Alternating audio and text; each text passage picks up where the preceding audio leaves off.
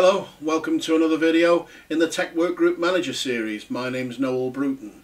Have you got one of those backlogs that just hangs about? You've got loads and loads of work still to do, slowing everybody down and making everybody think they'll never eat that mountain? Well, here's how to get rid of that backlog for good.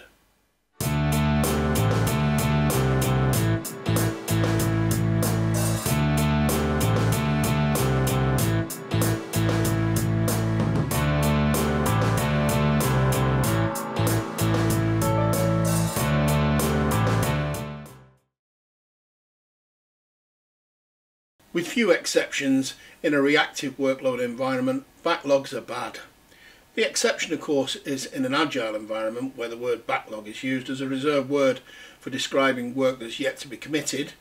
But for us here in any support-based department, reactive backlogs are bad because they make work look futile. Look at that mountain of uncompleted work there. I will never eat that mountain. There's a risk that backlogs can damage morale. They encourage cherry picking. If you'll never eat that mountain, then it doesn't really matter which job you decide to work on. So you can always pick the ones that you prefer to work on. And that's cherry picking. And that in itself worsens the backlog. Backlogs reduce productivity because if the mountain's never going to get eaten, it doesn't matter how much work you do, just look busy when the boss is about. Backlogs make you and your work group look incompetent to your boss, to your staff, to your customers. For any enquiry in the backlog, calling the user back is embarrassing. But is it really a backlog? Take a look at the amount of work you're completing compared with the amount of work that's arriving. And unless this is completely out of control and your backlog is rising inexorably, you'll probably find that there's a lot of similarity between the arriving work amount and the departing work amount. So there's a rule of thumb you can go by. If a 10% throughput increase in your workload over a week is more than the amount of outstanding work in the backlog, then what you have is an efficiency problem, not a backlog. First step in getting rid of that backlog is know what causes it. How does work end up in the backlog? How does it get there in the first place? When it does get there, for example, should this work even be in our list? Should we have received it? Should we have taken it on? Or should it have gone somewhere else? Does the work end up in the backlog because we don't have the right skills for it, for completing this work? Or is it because the work is boring or otherwise undesirable, which means that nobody claims it, nobody wants to do it, so it sits in the backlog and festers? Or is it because nobody is actually in control of the workload, so nobody's getting those outstanding jobs to people who can actually complete them? In another step, categorise the backlog. Here's a job for the workgroup leader to form a small advisory committee. Get your staff involved in the problem. Have them take part. Ask for volunteers who wants to be involved in this project to get rid of this backlog once and for all. And once that committee is put together, the job it has to do is to separate the backlog into the various types of work so we can understand exactly what makes this backlog up. So, how much of the work is real requests? How much of it is just wish list requests that have never been formally commissioned or turned into projects? How much of it is dead or outdated requests or requests regarding obsolete equipment that we no longer support? How much of it is intermittent problems, people asking us to leave the job open just in case this particular problem occurs again? And how much of it is stuff that simply shouldn't have arrived in our queue anyway? We may have to be ruthless here. If we've got a job that clearly looks dead, it's irrelevant or it's old or it's forgotten, if nobody's asking for progress on it, then it's dead, so finish it off, get rid of it.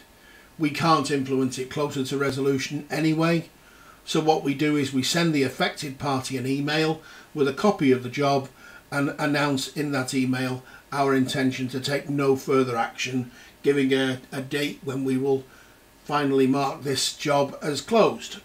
and delete it. And then we do it, then we carry it out and we see what happens. Perhaps somebody will come back and say, well, we'd rather you kept the inquiry open, but it has to be in a state where we can influence it closer to resolution, otherwise we're just building the backlog again. If it's dead, kill it. We've also got to look not just at what we do about the existing backlog, but how it got here in the first place. If the job shouldn't be here, what we have to do is to make sure that everybody understands exactly what service we perform so that we get the types of jobs that we should be getting. We have to be clear about what work we actually do here. We make a statement for ourselves and for anybody else who might send us work. And we make sure that any jobs that are outstanding in the backlog that shouldn't be here are then sent on to where they should be. And again, we go through the process of advising the affected user that we've moved it on. And we close it from our own list. And we make sure those kind of jobs can't come in again by making sure that everybody understands what we actually do here and the types of jobs we accept. When it comes to managing our backlog, when it comes to managing any outstanding work, ownership is vital. A human member of the work group must be associated with every job as early as possible. And then we as leaders of the work group would meet with the individuals who own the job, agree a completion target with them. And if anything's going to get in their way, any impediments, as leader, we manage those impediments out of the way as well. But once we've then set that completion target, once we've established that ownership, we must make it clear that we expect productivity. We expect that work to be carried out.